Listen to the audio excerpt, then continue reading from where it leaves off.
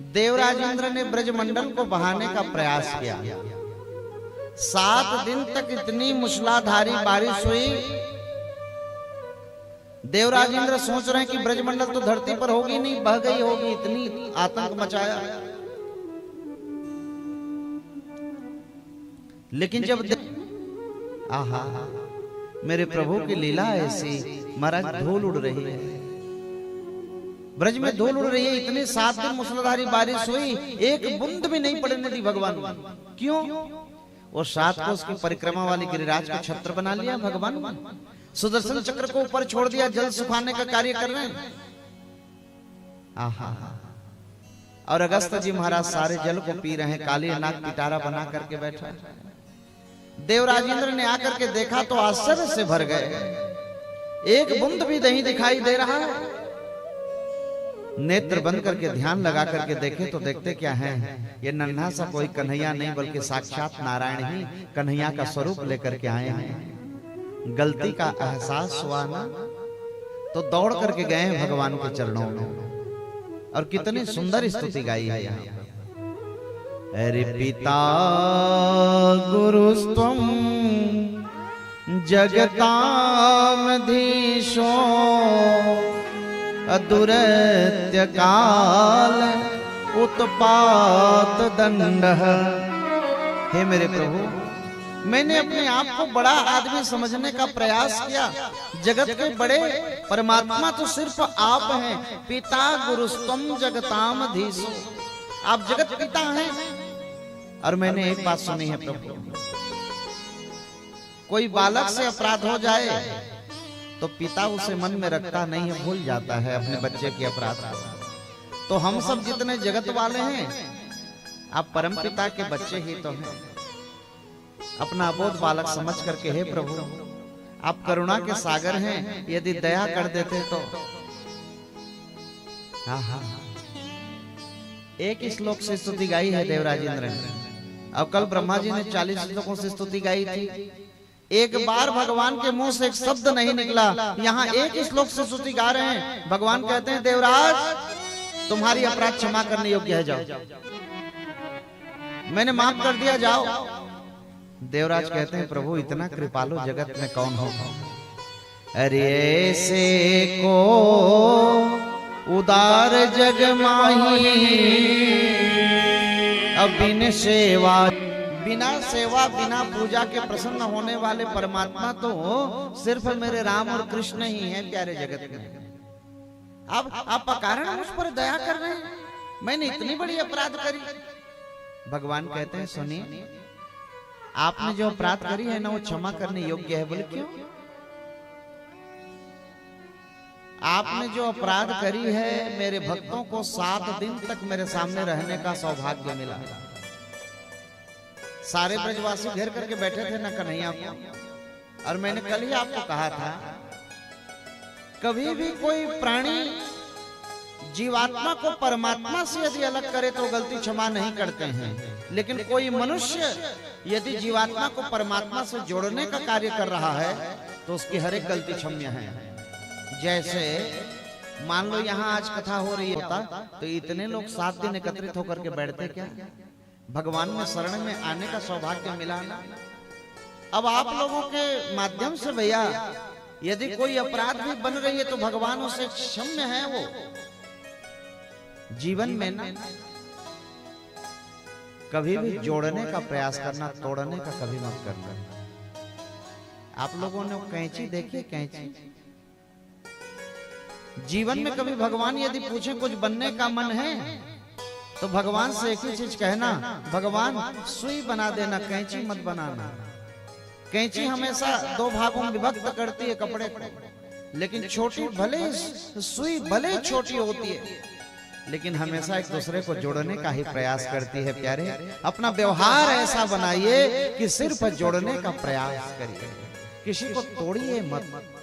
जैसे आज हम जितने मिरौनी वाले हैं, आसपास के गांव वाले आकर के कथा श्रवण कर रहे हैं, भक्ति के पुष्प इतने दिन से जो बिखरे पड़े थे, आज ये साहू परिवार के माध्यम से आप और हम सब आज एक माला की तरह, फूल की तरह एकत्रित होकर के यहाँ कथा श्रवण कर रहे हैं। ये कम लाभ है हो, जोड़ने का ही प्रयास किया जाए कि समस्त समाज जुड़ा रहे।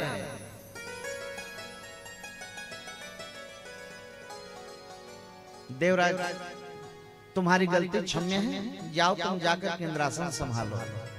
देवराज कहते हैं, प्रभु आपकी कृपालुता को देख करके मेरा मन कहता है किसी गिरिराज की तलहटी पर किसी वृक्ष के नीचे यदि आप आज्ञा दे देते तो बैठ करके मैं तुम्हारा भजन करता।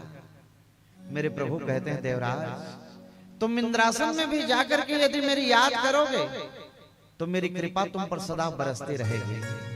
क्योंकि किसी ने बहुत सुंदर बात कही है, याद आएगी उनको कभी ना कभी, कृष्ण दर्शन तो देंगे कभी ना कभी।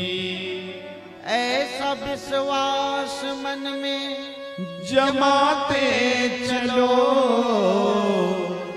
कृष्ण गोविंद गोपाल गाते चलो, कृष्ण गोविंद गोपाल गाते चलो। जिसे हम रोज याद कर रहे हैं, रोज हमारे मस्तिष्क में स्मरण में है, तो कभी न कभी उसको भी तो हमारी याद आएगी। और जिस दिन यदि प्रभु ने याद कर लिया तो बेड़ा पार नहीं हो जाएगा। इसलिए प्यारे याद करते रहिए। भगवान कहते हैं, देवराज यदि वहां से भी स्मरण करोगे, हमारी याद करोगे, तो हमारी कृपा सदैव तुम्हारे साथ में रहेगी। क्योंकि मेरा वचन है। भगवान का क्या वचन है? भगत हमारे पग धरे, वहां धरूं मैं हाथ, सदा संग लागत फिरूं, कबहू न छोड़ूं साथ। भगवान कहते हैं, कोई जीवात्मा जब मेरे ओर आगे बढ़ता है ना, मैं 10 कदम आगे आकर के उसके दामन को थामता हूं और गले से लगा लेता हूं। और भगवान एक बार गले से लगाते हैं तो फिर छोड़ते नहीं हैं। भगत हमारे पग धरे, वहां धरूं मैं हाथ। जहां कोई चरण को छूने का प्रयास भी करता है मेरे प्यारे, मैं तुरंत उसके दामन हाथ को थाम लेता हूं और फिर जीवन भर उसका साथ नहीं छोड़ता। ये मेरा वादा है, भगवान कह रहे हैं। हाँ हाँ,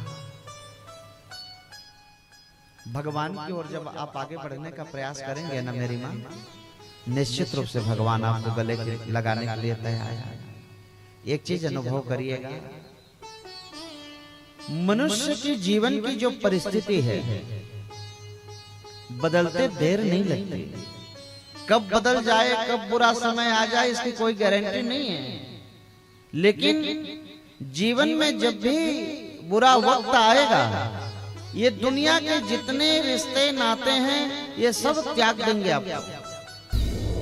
ये नाता जो है, संबंध जो है संसार से, ये झूठा है, ये सब त्याग करके चले जाएंगे।